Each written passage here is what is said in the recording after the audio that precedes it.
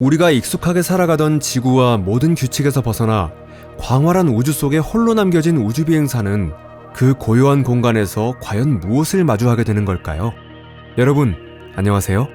오늘은 상식으로는 도저히 설명할 수 없는 믿기 힘든 4가지 실화를 함께 깊이 있게 파헤쳐 보겠습니다. 그 전에 아직 채널을 구독하지 않으셨다면 지금 구독해주세요. 앞으로도 함께 두근거리는 이야기들을 나눌 수 있을 거예요.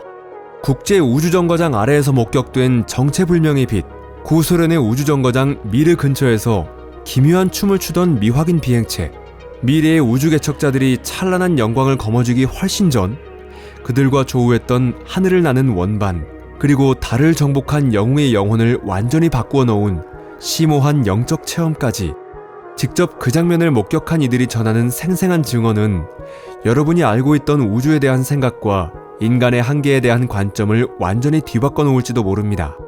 여기는 토픽입니다. 자, 그럼 지금부터 시작해볼까요?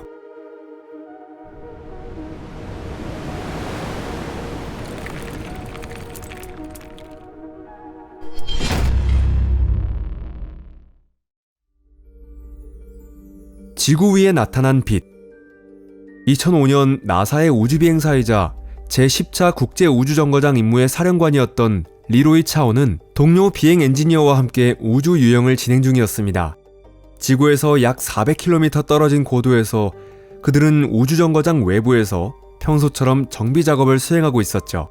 그 주위는 짙고 깊은 어둠으로 가득했고 발 아래에는 푸른 지구가 조용히 떠있는 모습이 펼쳐져 있었습니다. 바로 그 순간 차오는 도무지 설명할 수 없는 무언가를 목격하게 됩니다. 그들의 바로 아래 ISS의 궤도보다 훨씬 낮은 곳에서 5개나 6개쯤 되는 밝은 빛이 뭉쳐 떠 있었던 겁니다. 게다가 그 빛들은 가만히 있는 것이 아니라 분명히 움직이고 있었어요. 그 움직임은 놀라울 정도로 질서정연했고 차오 본인도 나중에 V자 형태이거나 거꾸로 된 체크 표시 같은 대형이었다고 회상했을 정도였습니다. 그 빛들은 밤하늘의 지구 상공을 따라 일정한 궤도를 유지하며 유유히 이동하고 있었죠. 도대체 그건 뭐였던 걸까요? 베테랑인 차오조차 그리고 그의 파트너 역시 처음 몇 초 동안은 도무지 정체를 파악할 수 없었다고 합니다. 그것은 우리가 알고 있는 어떤 인공위성도 아니었고 궤도가 정확히 추적되고 있는 우주 쓰레기들도 아니었습니다. 언제나 과학과 질서를 믿어왔던 사람에게는 도무지 받아들이기 힘든 광경이었던 거죠.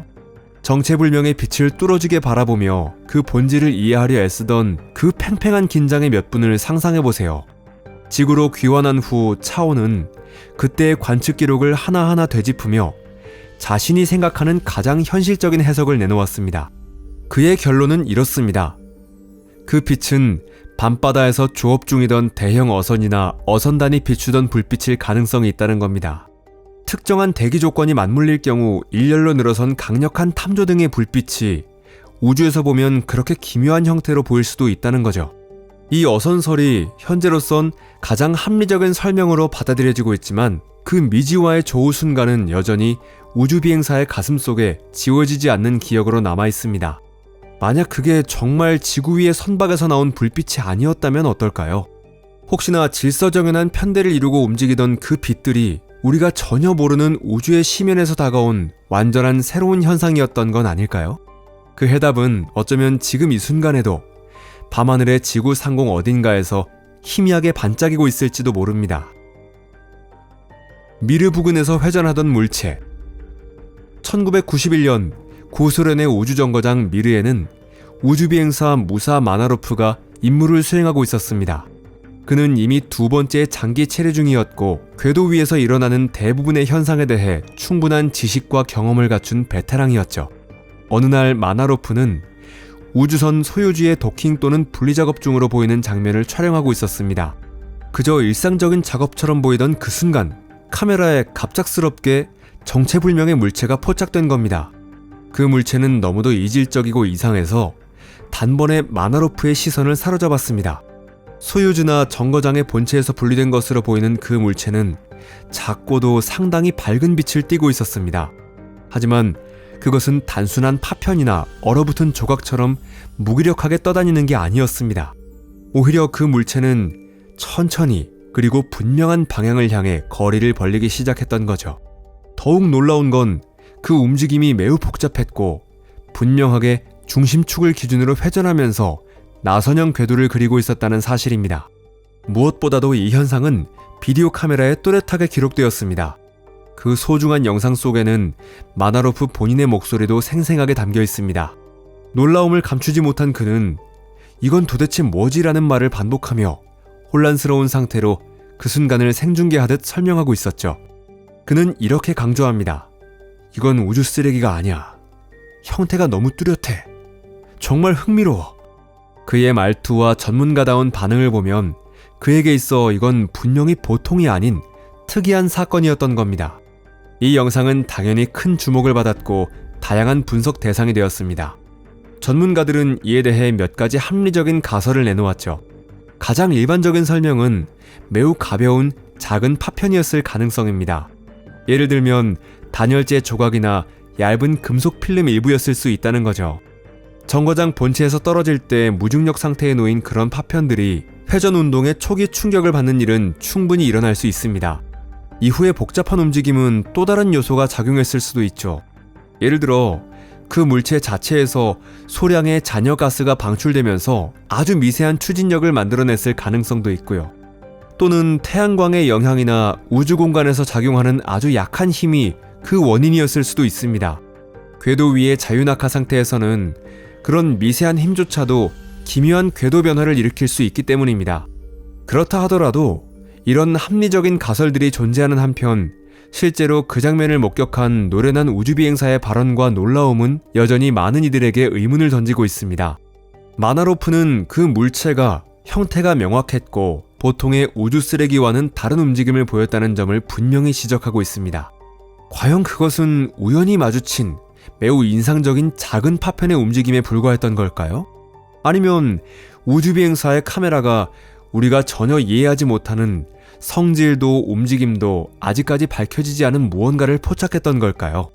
영상은 분명 그 신비로운 순간을 기록해두었지만 그 회전하는 물체의 정체에 대한 확실한 해답은 지금까지도 밝혀지지 않은 채 남아있습니다. 우주시대가 열리기 전 하늘을 나는 원반과의 조우.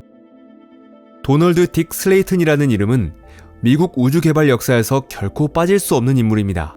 그는 전설적인 머큐리 7의 일원일 뿐 아니라 그 이후에도 오랜 세월 동안 나사의 우주비행사 선발과 훈련을 이끌어온 핵심 인물이었죠. 철저한 프로의식과 냉정함으로 널리 알려져 있었고 흠잡을 데 없는 명성을 자랑하던 사람이었습니다.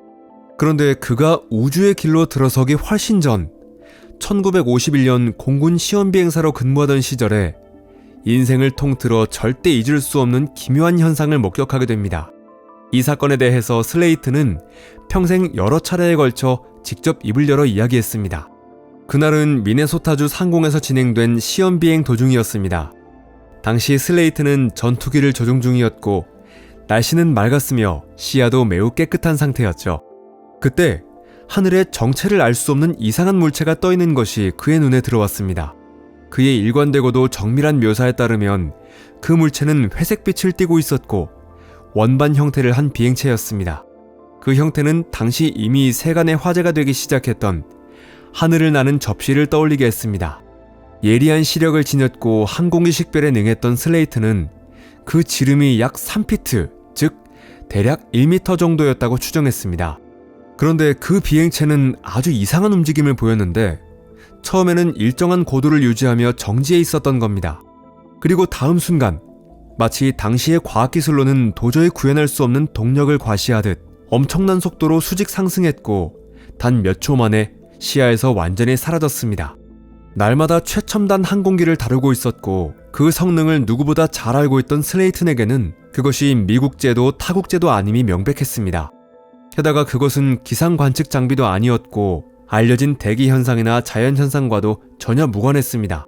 그는 그것이 완전히 정체불명의 기술로 만들어진 비행체라고 확신했습니다. 이 사건에 대한 공식 보고서와 이후의 모든 증언에서 슬레이튼은 어떤 과장이나 상상을 섞지 않고 끝까지 구체적이고 정확한 묘사를 유지했습니다. 그것은 단순한 일반인의 목격담이 아닌 하늘을 삶의 무대로 삼은 한 사람의 무게감 있는 증언이었습니다. 슬레이튼의 이 체험은 우주시대가 시작되기 전부터 뛰어난 조종사들과 훗날의 우주비행사들이 남긴 여러 불가사의한 목격 사례들 중에서도 매우 중요한 사례로 평가받고 있습니다. 그렇다면 1951년 미네소타의 하늘 위에서 딕 슬레이트는 과연 무엇을 본 걸까요? 그것은 심지어 공군의 시험 비행사조차 존재를 몰랐던 시대를 한참 앞서간 극비 실험기였던 걸까요? 아니면 그가 마주한 것은 우리가 아직까지도 전혀 이해하지 못하는 기원과 기술을 지닌 무언가였던 걸까요? 딕 슬레이트는 1993년에 세상을 떠났지만 생의 마지막 순간까지도 자신이 본 것은 분명한 현실이었다고 굳게 믿었고 그 신비로운 이야기를 우리에게 남겨주었습니다. 달에서 돌아오는 길에 찾아온 깨달음. 우주의 신비란 꼭 외부에만 존재하는 것은 아닙니다. 나사의 우주비행사 에드거 미첼이 겪은 경험은 그 사실을 잘 보여줍니다. 그가 마주한 사건은 UFO와의 조우 같은 이야기가 아니라 훨씬 더 개인적이고 철학적이며 인생의 뿌리를 뒤흔드는 체험이었습니다. 아폴로 14호로부터 지구로 귀환하던 도중 창밖으로 펼쳐진 지구와 별들을 바라보던 미첼은 갑작스레 강렬한 의식의 변화에 휩싸이게 됩니다. 그것은 환각 같은 것이 아니라 깊은 깨달음의 상태로 알려진 사마디에 가까운 체험이었습니다. 그는 자신과 동료들, 그리고 모든 생명과 존재가 우주와 하나로 연결되어 있다는 분리될 수 없는 강한 일체감을 느꼈다고 말합니다. 이 경험은 어떤 특별한 수련이나 명상 없이 너무도 자연스럽게 찾아왔습니다. 그 감각은 또렷했고 벅차오를 만큼 강렬했으며 그의 마음 깊숙한 곳을 강하게 뒤흔들었습니다. 그는 이 체험을 황홀함과 조화로 가득 차 있었고 우주가 살아 숨쉬는 유기적인 연결의 체계로 느껴졌다고 표현했습니다. 그것은 현실의 본질을 직접적으로 마주한 거의 신비 체험에 가까운 순간이었습니다. 지구로 돌아온 미첼은 그 체험을 통해 완전히 달라진 사람이 되어 있었습니다. 이 사건은 그의 세계관을 완전히 뒤바꿨고 과학을 바라보는 태도와 의식이란 무엇인가에 대한 사고방식에까지 근본적인 영향을 주었습니다. 그는 과학이 아직도 의식이라는 현상과 그 역할에 대해 거의 아무것도 밝혀내지 못하고 있다는 사실을 깨달았습니다. 그리고 1973년 미첼은 이 주제에 대한 본격적인 연구를 위해 노에틱 사이언스 연구소 IONS를 설립하게 됩니다. 이 단체는 지금도 의식과 물리적 세계 사이의 연결성에 대해 지속적인 연구를 이어가고 있습니다. 그렇다면 에드거 미첼이 겪은 체험은 극한의 우주 환경이 만들어낸 일시적인 정신 반응이었을까요? 아니면 그가 정말로 우리가 평소에는 결코 인식하지 못하는 세상의 근본적인 진리에 손끝을 닿게 된 걸까요? 여러분은 어떻게 생각하시나요? 이 영상이 마음에 드셨다면 좋아요 버튼을 눌러주시고 SNS에 공유해주시면 감사하겠습니다. 시청해주셔서 감사합니다. 그럼 다음 영상에서 또 뵙겠습니다. 안녕히 계세요.